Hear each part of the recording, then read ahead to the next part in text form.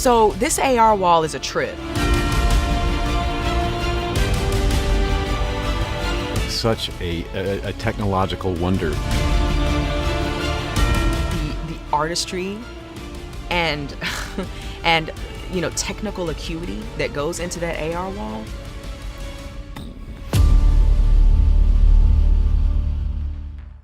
The AR wall is absolutely incredible.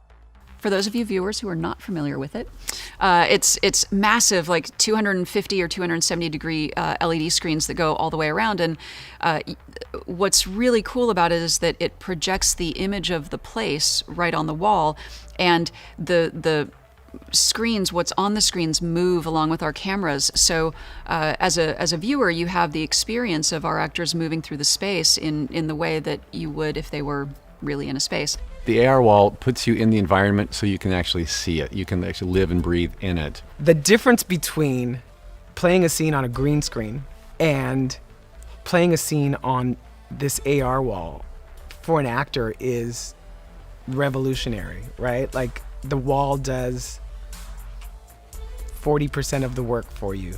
I wish I could properly thank you all for everything you left behind.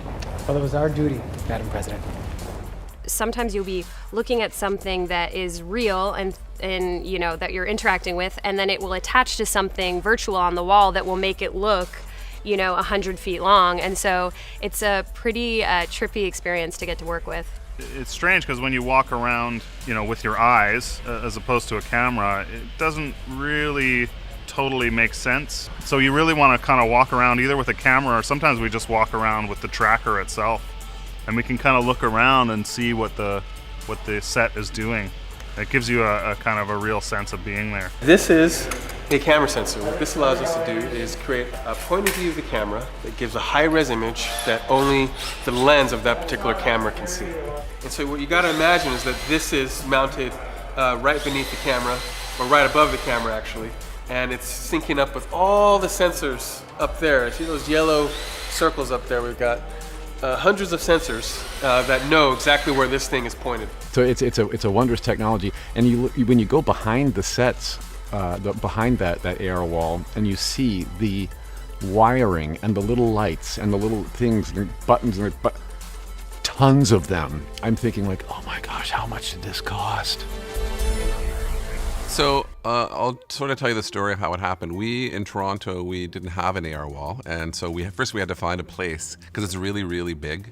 So it took a long time to find an enormous room that could hold this enormous television, essentially. We started construction on this facility right at the start of Disco Season 4.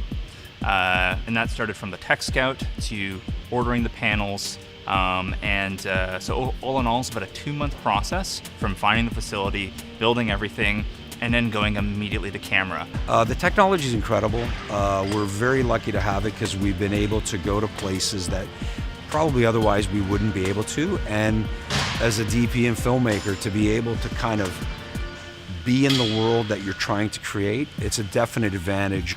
All of a sudden you have this practical light, this interactive light that really is playing on the skin and playing on the back of the actors' heads, whereas in a green screen environment you would have all this kind of green spill that they kind of need to take out afterwards, and so you lose a lot of the detail in the cheeks, and it's just not as real as having an actual window or an actual view screen, a big one beside you, and you get that kind of like realistic light on the face. There is a big difference on how you direct a scene on the air wall, but it's a good difference. So normally when you're shooting a full CG environment that's on green screen, you only have a certain number of shots that you can do because each shot and each edit costs a lot of money. So the dream is to be able to shoot as much as you want on a green screen and have it all cost the same amount no matter what. So what the air wall allows is that it allows the director to say, okay, we've paid one lump fee for the wall, and I can shoot any direction and have as many edits as I want, and it's all going to cost the same amount. And I'm not going to break the budget. And that is freedom. because now you're composing shots that are right for the story and right for the emotion of the character, and not composing shots that are right for finances. So it's pretty cool. Welcome to the holodeck.